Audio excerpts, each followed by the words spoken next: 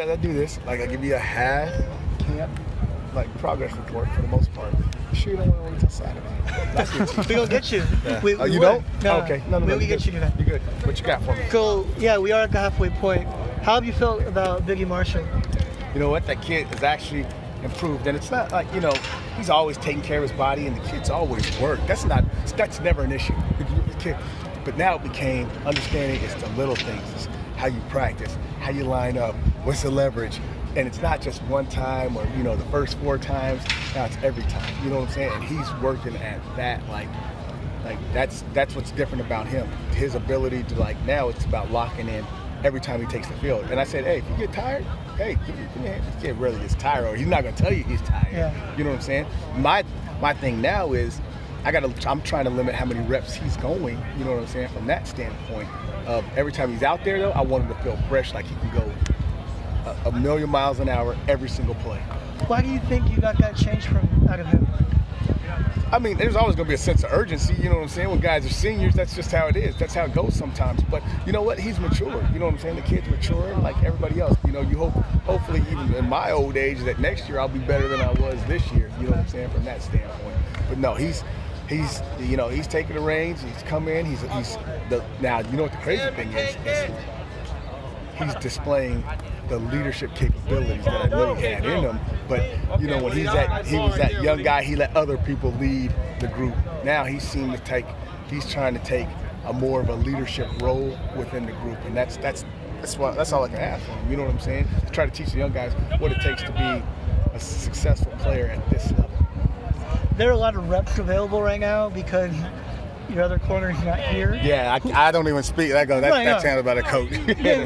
What I'm saying is that because there's a lot of reps available, who do you feel like is really taking advantage of those reps? I think, first guy that pops into my mind is Greg Johnson's taking advantage of those reps, like night and day. Isaiah Langley's, he's had experience. When Marshall was down last year, he jumped in, he started some games, so he's always looking to get in there and take advantage of those reps. Yeah. But Greg Johnson, and surprisingly, the crazy thing is we had a kid that was starting for us that had a couple of hip injuries. Yeah. Who's now Lockett's come back, and he's actually surprised us this spring. The kid's flying around, and he still retains it. He's always been a smart kid, but now the kid's actually it's just good to see him back healthy and running around. I think he trusts the lower body once again, and the kid's flying around. He's making plays, and he's making adjustments, and you see a bounce in it. You see a bounce in his walk when there was a year and a half he was kind of walking around. He probably felt a little lost, but no, the kid's bounced back, and he's having a good spring so far. Do you prefer him at one spot over the other between nickel or outside? No. To me, playmakers make plays. You know what I'm saying? Whether you put them at nickel, whether you put them at corner, put them at safety, as long as they can absorb the defense and understand where they're supposed to be and what they're supposed to do, they play fast. You know what I'm saying? That's the key. It's about making sure that they understand where they're supposed to be, what they're supposed to be doing, and letting them play fast. Because you can give them the greatest defense in the world. If this is complicated and they can't figure it out, they're going to play as slow as probably me out there if you stuck me out there right now. You're an All-American. Yeah, I got about 2 plays left in me. That's about it. What do you see from Chase Williams that you could go out and get him? Kid's a high school senior. I mean, you see him. He's developed. He's great attitude. Kids going out there running. And, when we first stuck him out there, it's that beehive. Couldn't tell you, right from left, you know what I'm saying? But now it's starting to slow down for him a little bit. He comes up and he gets extra, he comes up to get extra, to get extra film work. The kid wants, I actually test him. The kid wants to be tested, Coach told him because once again, he wants to be able to know it so he doesn't have to think about it so he can play fast.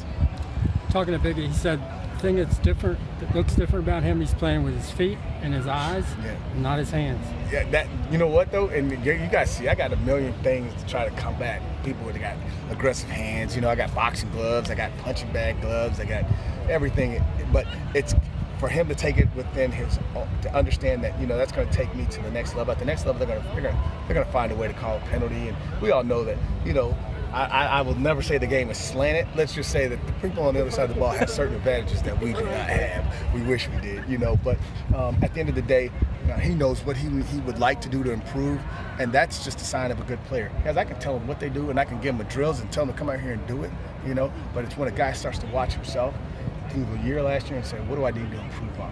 okay? And it's me putting those cuts together and go, okay, here's your good, here's your bad, here's your bad, and here's your ugly. Let's see if we can get it to the more good category. And like I said, the kid, like I said, has come out here with a renewed, I don't say a renewed attitude, I just feel like he's matured to a certain level where it's not about just, getting ready for games, because the kid plays harder games. Now it's about preparing for those games and knowing that, this is gonna get me to where I want to go. He looks like he's more confident. It's like he didn't want to let anybody run by him. He'd grab him. And now he turns and runs with him. Now he turns and runs with him, and he's looking to make a play on the ball. That's what a lot of young corners. That's a lot of young defensive backs. They got this mentality of, I can't let a guy catch a ball on me, because if he catches a ball, then I'm a horrible. Guys are going to catch balls at some point in time, but it's not about them catching balls. But how about you go make a play on it? You know what I'm saying? And you'll see guys where the ball's thrown, and they'll see the ball get thrown, and all of a sudden they start running, and they start grabbing the other player because they're afraid to let him catch the ball instead of going to make a play on the ball.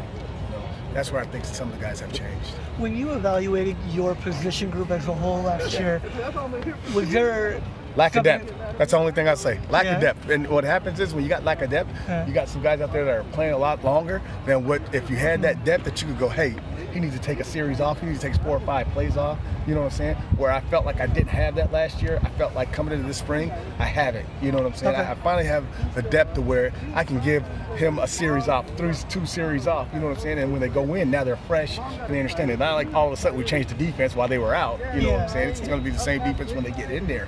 So it's just actually, I've created a little bit more depth. Now the crazy thing is, you guys see how top heavy my roster is right now. Okay, so I mean, there's gonna be some turnover come next year. You know what I'm saying? At the end of the day, but right now, it's nice to have that depth where I felt like we should be at USC. You should have that type of depth. Are we going to see that in games though? The rotating? I mean, as far as I'd love to see it. You know what I'm saying? At the end of the day, it's not always my call. Sure. Yeah. So, but that's how I've always done. That's how I've always done. You know what I'm saying? If I see a guy that's got I can see he's huffing and puffing. Hey, give me a tap. I'm ready.